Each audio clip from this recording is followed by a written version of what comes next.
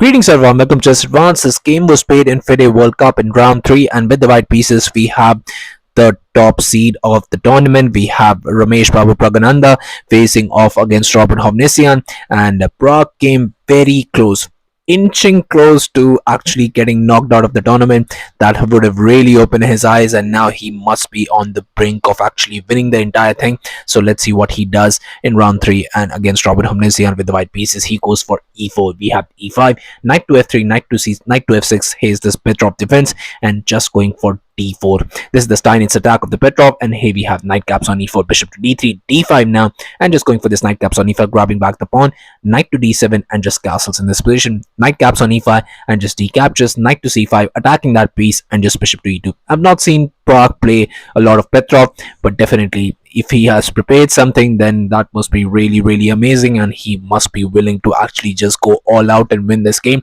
A bishop to e7, preparing castles, bishop to e3, and just castles in this position, and now just going for c3, just playing a waiting move. And here we have b6, just trying to fiend get of the bishop towards the diagonal where it will be really strong. Knight to d2 now, and now just comes bishop to b7 and f4. F4 is a crazy prep by Pragg, definitely just trying to push that f5 move. And you know, the way to actually deal with crazy preps is going all out as well, and the best move for black in this position is actually f5, and it looks very nice. And obviously you don't want to en passant, because here after bishop captures, that bishop will be really strong.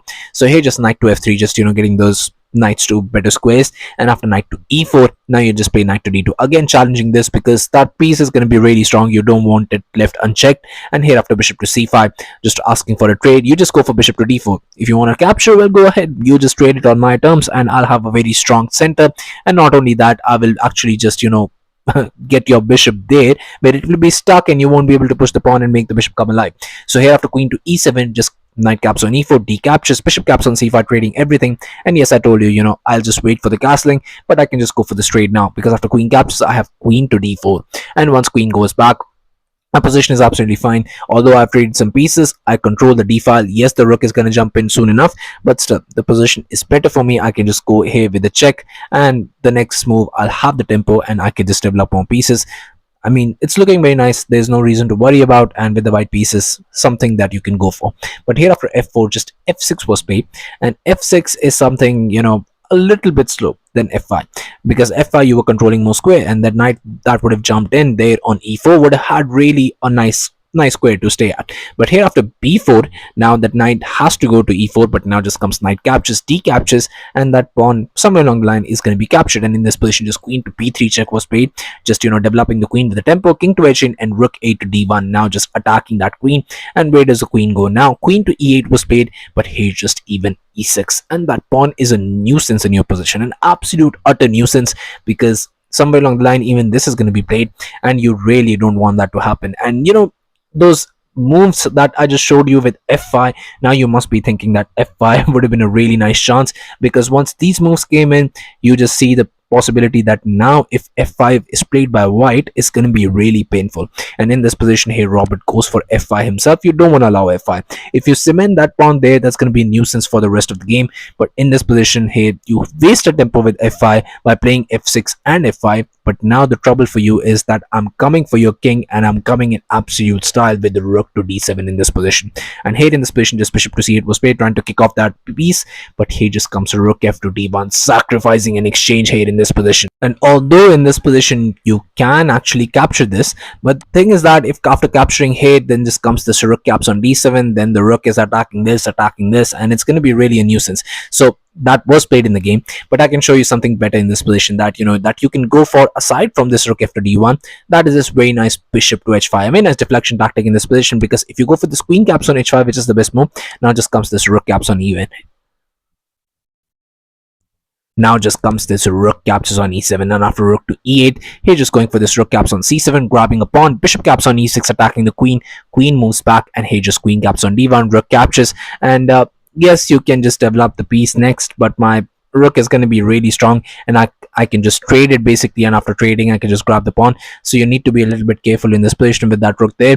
And that rook in the 7th rank is a nuisance. You're gonna have to deal with it, and it's an opposite colored bishop's endgame, so I will have some advantage if only and only if I'm able to push this pawn all the way.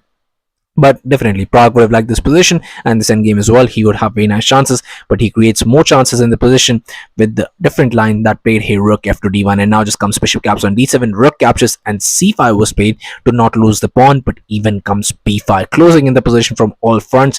You cannot push here now.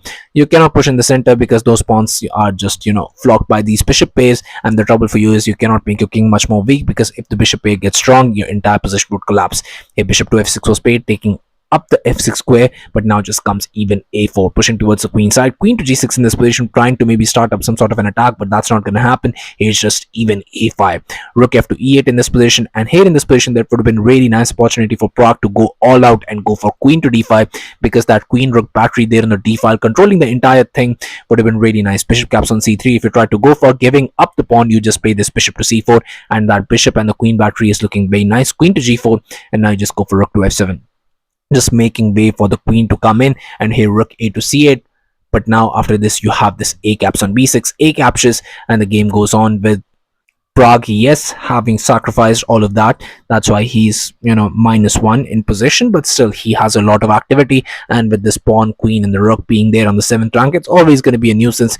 And if I'm able to eliminate even one of the pawns, my position is going to be really nice. But after rook f to e8, here a6 was played by Pragg, even completely closing down the position, and now just comes this rook to e7, queen to d5, now finally going for the move that I told you about. But in this position here, rook to b8, and now just comes a rook caps on e7, finally just grabbing that as well. And now there's only going to be bishop pair and the queen against the rook and a bishop and a queen, so it's going to be really dangerous. But now that is a good move, because here after bishop caps on e7, queen to d7, I'm targeting this, and you cannot say both.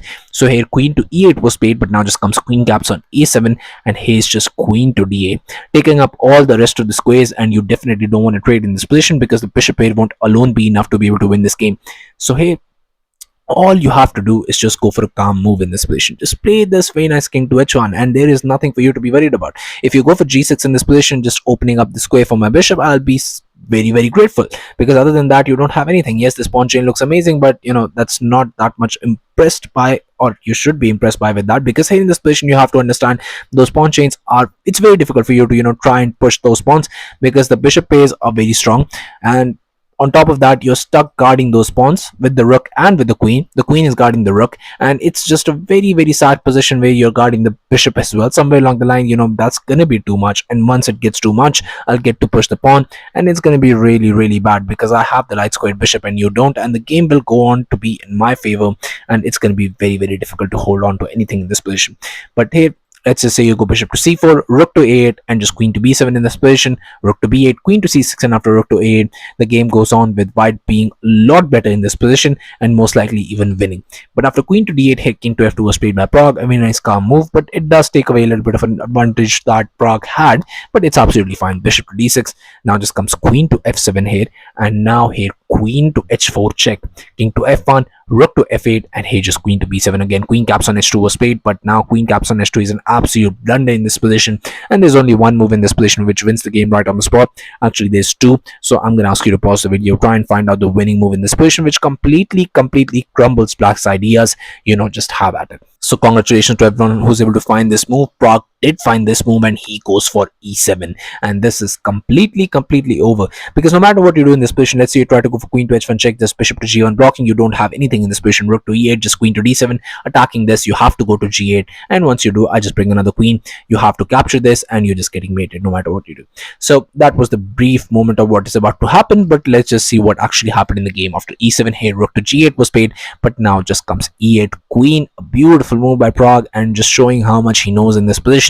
Rook captures was played, but now just comes queen to d7, and now you're about to lose either one of them. Here rook to g8 again, queen caps on d6, and now those there is actually two bishops for the rook and a queen against a queen. With the passer that I have on the a5, it's completely over. Queen to g3 was played, but now just comes queen to d2, queen to h4, and bishop to c4. In this position, attacking the rook, rook to d8 now, targeting the queen, but now just the bishop moves, blocking that, and here just queen to h1 check, bishop to g1 blocking, queen to h6 and a7 was played, but now just comes queen to d6, but even bishop to e3, and it was on this move, on just move 42, that Robert Hovhannisyan resigned the game, and with that Pragg is forced and pushed towards round 4, where he will play spectacular chess and most likely is on the path and verge of winning the entire thing. Let's see how he does in further rounds.